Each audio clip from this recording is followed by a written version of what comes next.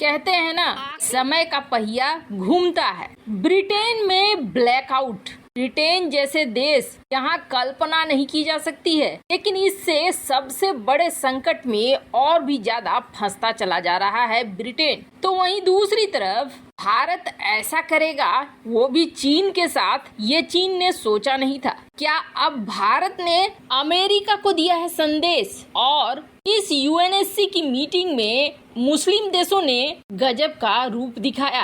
जानेंगे यूएनएससी में जो हंगामा हुआ है उसका क्या असर जियोपॉलिटिक्स में पड़ेगा। जियोपॉलिटिक्स में बहुत कुछ चल रहा है, आइए जानते हैं इन खबरों को विस्तार से। ये जो स्क्रीन पर मैप देख रहे हैं ना, इस मैप में ये दिखलाया गया है कि किस किस देश ने किस हद तक गैस को जमा कर लिया है। रूस यूक्रेन युद्ध की शुरुआत से ही इन्हें समझ में आ गया था कि यहाँ पर हो सकता है रूस गैस सप्लाई को रोक दे, और इसके लिए इन देशों ने अपने स्टोरेज फैसिलिटी बना रखे थे, तो वहाँ पर इन्होंने जमा करना शुरू कर दिया। अब देखेंगे तो यहाँ स्वीडन, पोलैंड, फ्रांस, पुर्तगाल, डेनमार्क, ये ऐसे देश हैं जिन्होंने फुल कर लिया है। करीब करीब 90 से 100% तक इन्होंने गैस का भंडारण कर लिया है। जर्मनी हो गया, बाकी चेक रिपब्लिक हो गए, रोमानिया हो गया, इटली हो गया, ये ऐसे देश है जिन्होंने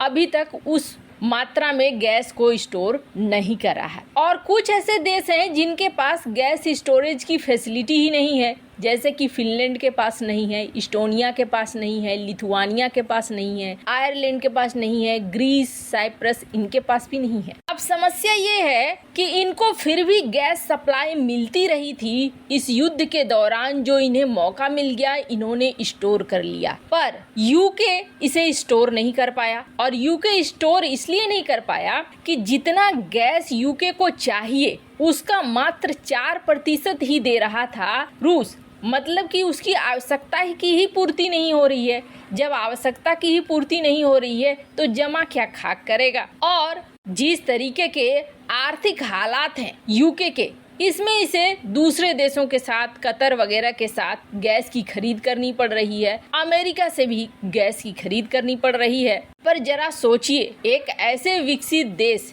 जहाँ पर बिजली, पानी और स्वास्थ्य की सुविधाएं होती है, वहाँ पर अब नेशनल ग्रिड उसने एक वार्निंग दी है और कहा है पूरे विंटर में यानी सर्दियों में इनके यहाँ 3 घंटे का पावर कट होगा। अब इससे समझ लीजिए कितनी बड़ी बड़ी समस्याएं आएंगी। 3 घंटे का पावर कट, वो भी सर्दियों में, जब लोग अपने घरों को गर्म रखते हैं या गर्म करने के लिए बिजली का इस्तेमाल करते हैं, वो चीज तो नहीं हो पाएगी, वो अलग। अब चलेंगे स्वास्थ्य सुविधाओं की ओर, तो वहाँ भी एक डर पैदा हो गया है कि बहुत सारे अस्पताल ऐसे हैं जहाँ 3 घंटे अगर बिजली नहीं रहेगी तो इसका सीधा सीधा असर कई चीजों पर पड़ेगा, कई इक्विपमेंट्स पर पड़ेगा, कई मशीनों पर पड़ेगा, जिसकी वजह से हो सकता है कि अस्पताल में मरीज भी इसका परिणाम भुगते।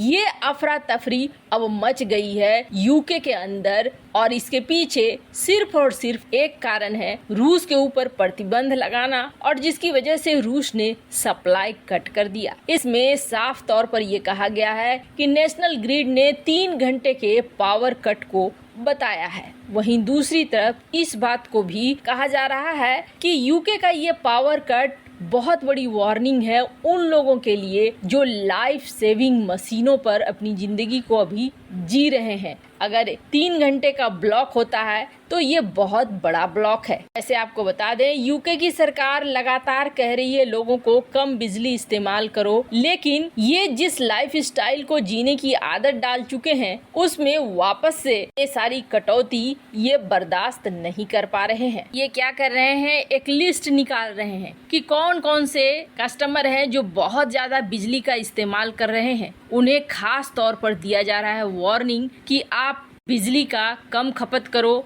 या फिर पोर्टेबल जनरेटर वगैरह की व्यवस्था करो, अल्टरनेटिव चीजें लो, लेकिन सीधे सीधे बिजली का इस्तेमाल न करो। और जब आप अल्टरनेटिव चीज भी उठाते हैं तो कमोबेश या तो वो पेट्रोल डीजल से चलता है या फिर गैस से चलता है। मतलब कि ये विंटर बहुत ही बुरा गुजरने वाला है यूके के ऊपर। खैर, जहाँ एक तरफ ये सब कुछ हो रहा है तो वहीं दूसरी तरफ यूएनएससी में गजब की मारामारी दिखी, और इसे आप मारामारी ही कहेंगे क्योंकि जिस तरीके का रूप कई मुस्लिम देशों का दिखा, साथ ही साथ भारत ने अमेरिका को ऐसा लगता है जैसे कि एक संदेश भी दे दिया। हुआ ये था कि आपको याद होगा, चीन का जो ये अशांत जगह है सिंजियांग को लेकर एक रिपोर्ट आई थी, और वो रिपोर्ट जब यूएनएचआरसी की जो अधिकारी थी उन्होंने जारी किया था, जिसमें ये बताया था कि हाँ, चीन जो है सिंजियांग में जो करता है वो गलत है, मानवाधिकार का उल्लंघन है। अब इसके लिए एक प्रस्ताव सामने लाया गया यूएनएचआरसी में, और जाहिर तौर पर ये प्रस्ताव लाने वाले कौन से देश थे? तो ये प्रस्ताव Canada, Denmark, Finland, Ireland, Norway, Sweden, Britain और अमेरिका द्वारा लाया गया, और इसको तुर्की ने प्रायोजित किया था कि हम लोग उइगर मुसलमानों पर चर्चा करेंगे और जानेंगे कि चीन किस तरीके से उइगर मुसलमानों के साथ मानवाधिकार का उल्लंघन करता है, उत्पीड़न करता है। अभी हाल ही में आपने देखा होगा, कई सारे मुस्लिम देश निकलकर सामने आ गए थे, इस्लामोफोबिया का राग अलापने लगे थे। कौन कौन? जैसे पाकिस्तान और कतर। नूपुर शर्मा के एक बयान पर जहर उगलने वाले कई सारे देश निकलकर सामने आ गए थे, जो ये कहने लगे थे कि मुस्लिमों के साथ ऐसा होता है, वैसा होता है, भारत में ये गलत है, ये सही है। अमेरिका ने इस प्रस्ताव को लाया ताकि चीन को घेरा जा सके, पर यहाँ पर सबसे बड़ा तो इन मुस्लिम देशों को देखकर लगा पाकिस्तान, इंडोनेशिया जो सबसे बड़ी मुसलमानों की आबादी वाला देश है, कतर, उसके बाद संयुक्त अरब अमीरात, सूडान, उज्बेकिस्तान, कजाकिस्तान, इन सब ने चीन के पक्ष में वोट किया कि नहीं, ऐसा कोई मतदान, कोई चर्चा नहीं होना चाहिए, उइगर मुसलमानों पर कोई चर्चा नहीं होना चाहिए। और ये कहने वाले कौन हैं? मुस्लिम देश ही हैं। 47 सदस्यों वाले यूएनएचआरसी में चीन के खिलाफ लाया गया मसौदा प्रस्ताव खारिज हो गया। 17 सदस्यों ने इसके पक्ष में दिया, तो चीन सहित 19 सदस्यों ने इस प्रस्ताव के विरोध में मतदान किया। अब आप सोचेंगे कि भारत ने क्या किया, तो आपको बता दें, भारत, ब्राजील, मैक्सिको, यूक्रेन सहित 11 ऐसे देश थे जिन्होंने इस मसौदे से दूरी बना ली और इसमें वोटिंग ही नहीं किया है। भारत ने एक तरह से ये संदेश अमेरिका को भी दे दिया है कि भारत अपने मसलों को अपने तरीके से हैंडल करेगा। अगर तुम पाकिस्तान को कुछ ज्यादा ही तवज्जो दोगे और तुम सोचोगे कि चीन के खिलाफ भी अगर तुम्हें यूएनएचआरसी में या कहीं भी मेरी मदद चाहिए तो हम अपना फैसला खुद लेंगे। वैसे आपको क्या लगता है, क्या भारत ने सही किया या नहीं किया? कमेंट कर अपनी राय जरूर बताएं।